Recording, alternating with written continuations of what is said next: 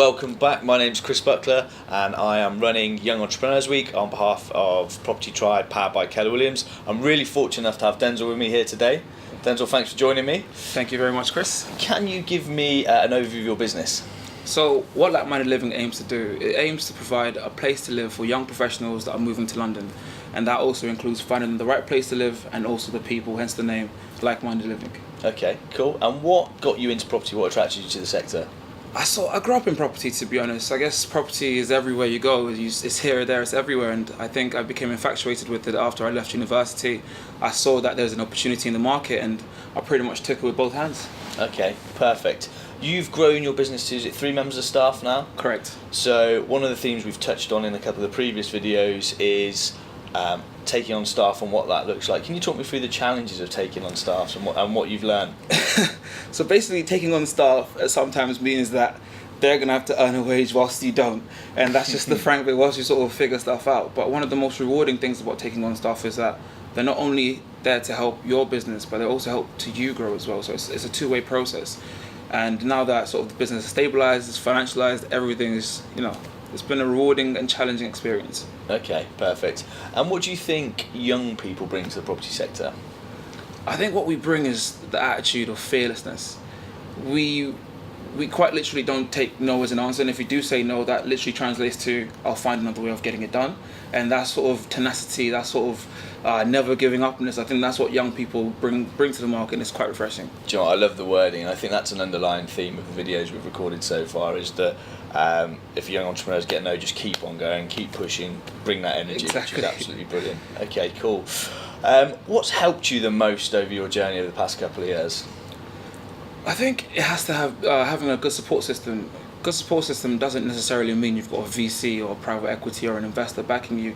A good support system can be something as simple as having good friends, good family, and I think when stuff hits the fan, that's when moments are really truly telling, because I believe how you successful you become is a matter of how well you're supported and how much you can sort of persevere through that by getting support from your family members. Okay, and can you maybe deep dive into that? So tell me about a time where stuff hit the fan, didn't go to plan, and you had to lean on someone, whether it was a coach, a mentor, family member of staff. So for me, obviously growing up as a young boy, if you ever had a problem, you go to your parents and you say, Mum and Dad, this is happening at school or this is happening at university, what do I do, what's the plan, what's next?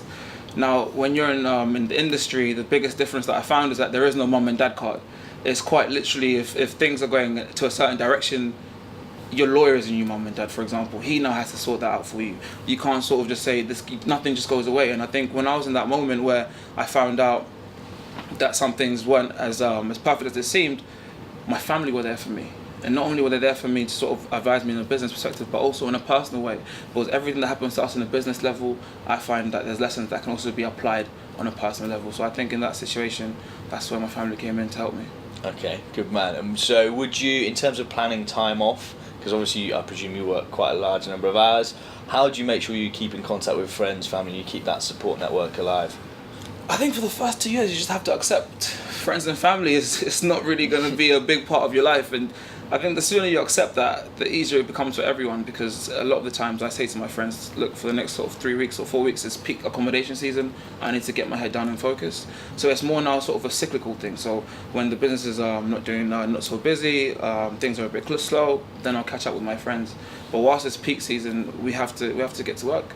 You have to get busy. You have to get to it, have to get to busy. So would you say, as a young entrepreneur then, if you want to make it, you've got to make sacrifices? I think that's just the minimum thing you have to accept. Sacrifices. You have to make multiple sacrifices, but then when you get the reward, it's fantastic. But yeah, sacrifices 100%. Okay, talk to me a little bit about the reward and the feeling of when a deal comes in or when you hit a certain milestone. As a young person, what does that mean to you? It's quite surreal, because if I go back to my office and I see other offices next to us, it's sort of an older age group, and then you sort of have to look at yourself in the mirror and say, is this really what's happening?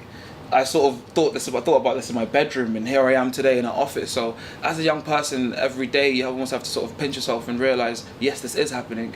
Yes, you do have to step up to the plate, and yes, you do have to mature up. But it's humbling. It's a humbling experience. Okay, cool. And how long did it take you to move from bedroom presume starting in a bedroom, garage to office. So we were a slow burner. We obviously did rent to begin with. Doing rent to rent means that high capital expenditure. You can only sort of move your growth rate is more limited to how much capital you have. But now that we've switched to sort of an estate agency based business, I would say we moved into an office just at the turn of at the end of 2017. Yeah. Moved into Shoreditch, then we relocated to Putney. So it took us about a year and a half, 2 years. But like I say, even if it's slower for anyone else, that's just where your company is, and just accept that, move on, and just make steps to get there. Okay, fine. Everyone has their time. No, I like it. What do you do or what advice would you give to any young entrepreneurs watching this, in terms of you've got no mum and dad telling you what to do, but you have to develop as an individual, as a person. So if you go into the corporate ladder, you might do some accounting, you be a lawyer, whatever. So you've got that path mapped out for you. You don't as a young entrepreneur. So how do you evolve as an individual? I think my first core mantra for evolution is acceptance. The minute that you can start to accept your situation, whether it's a family at home or a business or grades, is the minute that you can actually start to grow. When you can accept and understand, this is where I am right now and this is where I want to be. Every day has its pros, it has its cons. Accepting the cons as ways in which to learn, and the pros as the rewards of the challenges. And just once you have that sort of mind state, it just allows you to sort of go through the roller coaster of entrepreneurship in a healthier way, state of mind.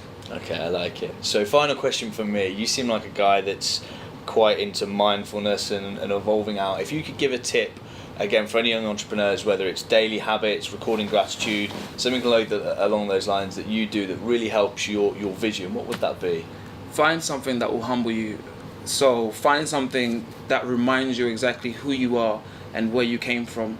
So something that we like to do is that we like to sort of get involved with food banks, and we do work on that, and we do involve and we do spend a lot of money. We sort of organise meals for that sort of things, and I find that when you sort of go to those sort of events, truly then do you understand that the work that I'm doing, okay, it's great, but this is where I really should be trying to make a difference and trying to help, and it does help to humble you. Then you can go into your next challenge without too high expectations because you know exactly where you came from.